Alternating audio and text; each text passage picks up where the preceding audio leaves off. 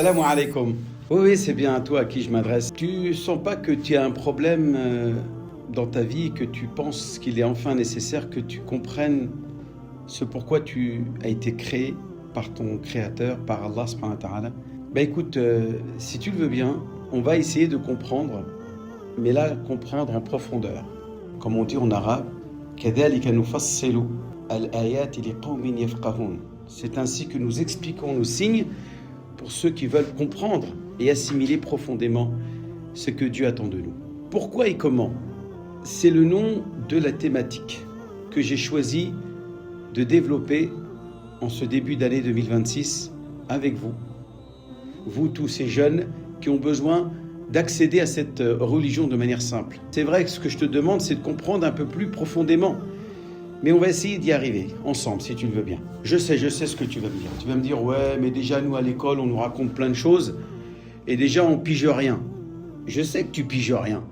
Mais avec moi, Inch'Allah, on va essayer d'aller à ton rythme, pour que tu puisses assimiler et comprendre ta religion de manière très simple.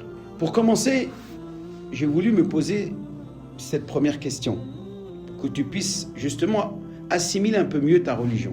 Pourquoi et comment devons-nous adorer notre Créateur? Pourquoi? Parce que c'est la raison de notre existence sur Terre. Dieu dans le Coran il nous dit clairement, je n'ai créé les hommes et les djinns que pour qu'ils m'adorent. Donc ta raison d'être dans ce bas monde, ça n'est pas le business, ça n'est pas les transactions, ça n'est pas les plaisirs et les passions. C'est d'abord plaire à Allah subhanahu wa ta'ala, ton Créateur. Tu vas me dire, mais pourquoi Dieu aurait-il besoin que je lui plaise?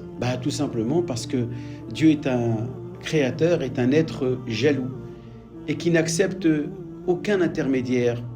Il n'accepte aucune passion comme divinité à qui tu pourrais accorder ton attention, ton amour, ta passion, si ce n'est que pour lui, Allah subhanahu wa ta'ala, qui est donc un être jaloux.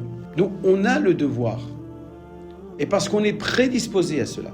Dieu, au moment où il a créé Adam, notre père, notre ancêtre à tous, il a, Allah Azza wa Jal, interpellé toute sa descendance en leur disant, ne suis-je pas votre Dieu, ne suis-je pas votre Seigneur, ne suis-je pas votre être qui mérite d'être adoré? Alastu bi rabbikum, c'est-à-dire la descendance, tous que nous sommes, avons répondu à Dieu, Bala, certes, oui, tu es notre Seigneur qui mérite d'être adoré.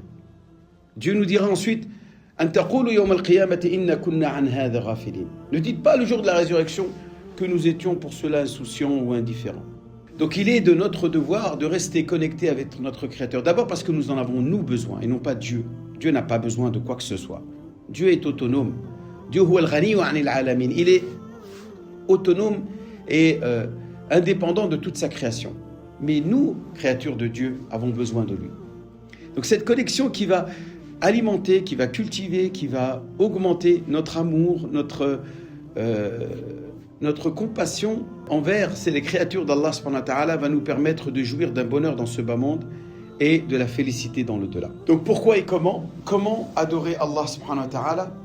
Eh bien c'est tout simplement en mettant en œuvre les prescriptions, les rituels, les sha'air, l'ensemble des prescriptions qui nous ont été légiférées par notre prophète bien-aimé Mohammed sallallahu alayhi wa sallam, à travers la révélation qu'il a reçue par l'intermédiaire de l'archange Gabriel, qui lui a révélé la parole d'Allah subhanahu wa ta'ala. Dieu dans le Coran, il dit concernant son prophète, wa ma yantiqu anil hawa. Et certes, il ne prononce aucune parole de manière passionnelle. In huwa illa wahyun yuha. Il n'est que révélation qui a reçu de son Seigneur la parole. Donc l'homme a pour mission dans ce bas monde de plaire à Allah subhanahu wa ta'ala, de promouvoir cette connexion et d'obtenir de sa part l'amour, son amour, et afin que nous aussi nous puissions augmenter notre amour envers lui. Dieu dans le Coran dit « Qul ya Muhammad, dis-leur, in kuntum tuhibbun Allah, si vous prétendez aimer Dieu, fattabi'uni, suivez mes pas, yuhibbukum Allah, ainsi Dieu vous aimera. » Car l'important ce n'est pas d'aimer Dieu, mais c'est d'être aimé par Dieu, bien entendu. Car si nous on aime Dieu mais que lui ne nous aime pas, toutes nos actions, tout même nos sentiments ne sont que vains. Donc à partir de là, le musulman qui a compris en disant La ilaha illallah, il n'y a de Dieu qui mérite d'être adoré, si ce n'est Allah subhanahu wa ta'ala, il n'a pas que prononcé des paroles il a pris un engagement. C'est de adorer son Seigneur et de l'adorer conformément à ce qui a été transmis à son prophète bien-aimé Muhammad sallallahu alayhi wa sallam.